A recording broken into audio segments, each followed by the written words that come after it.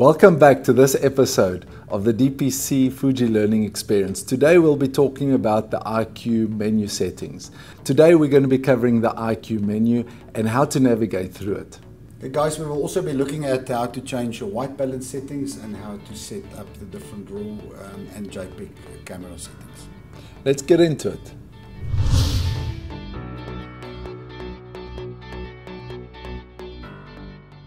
Okay, so let me just show you how to change the image quality and the white balance using the Fuji's menu. I'm simply going to press the menu button in the back, and as you can see, the image size and quality including white balance is all available on the first menu, and we're going to obviously go towards the image size, and in this case I'm just going to use the right selector. And there you have various options, of which the top one is my default setting that I would normally use if I shoot JPEG, which is a full-size JPEG image at the normal 3:2 aspect ratio. Then you also have the options of changing the aspect ratio to a more panoramic widescreen aspect ratio of a 16:9 and a square aspect ratio 1:1. I would simply recommend, if you are going to shoot JPEG, then simply stay with the full-size JPEGs and leave the aspect ratio as is. You can always crop in editing later on. So going back out of the image size, I would like to show you how to switch to different file types. And here you have various options, shooting either a fine JPEG or a normal size JPEG, and then a fine JPEG and a RAW file, meaning the camera will now record both a RAW file and a fine or simply full-size JPEG, or a normal size JPEG plus a RAW file or RAW. I would normally simply just shoot RAW, and that would be my default setting. So I'm just going to press OK, and as you can see, it's now set to RAW. And then you have the RAW recording just below. So you have the option of choosing either between uncompressed RAW files or lossless compressed.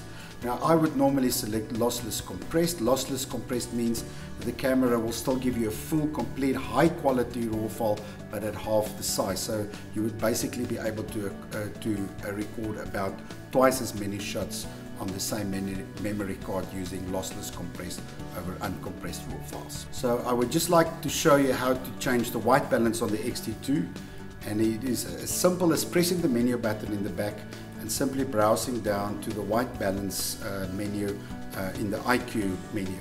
So pressing my right selector, you access the various white balance settings, and as you can see that currently we set to auto, and then you have all the custom modes including the Kelvin color temperatures, daylight, shade, and then different options of fluorescent, and then finally incandescent or tungsten lighting. We will not cover white balance in depth. I recommend that you read your camera manual to find out more about setting the white balance.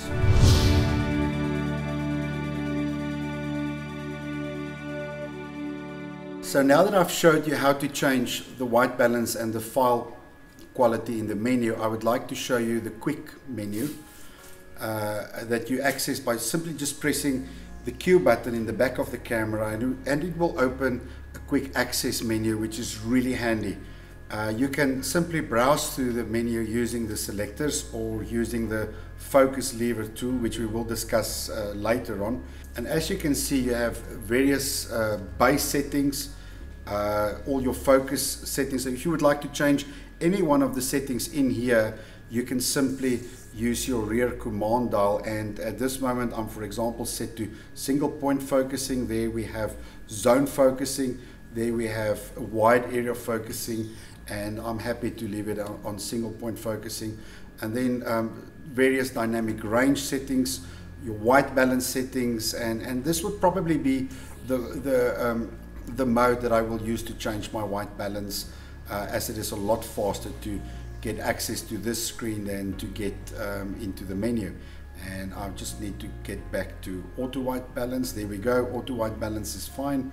And then you have settings like noise reduction, image size, which is raw, and again you can choose, for example, to shoot either fine, JPEG or RAW, or all the various settings we've covered during the quality settings, and also the various film simulation settings that Fuji has on offer.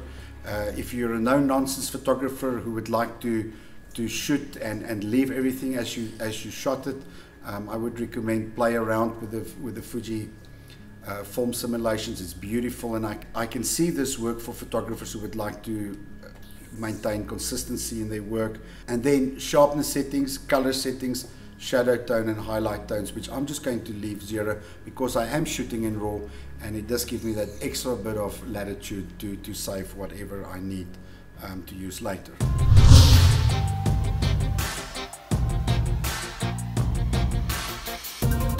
I'm Warren James, Fuji ex-photographer. Thank you for watching this DPC Fuji learning experience. For more information on courses, visit dpc.co.za. I'd love to connect with you. Visit warrenjames.co.za. Thank you to Photon Lighting and Vanguard for supplying us the kit for this shoot. See you later.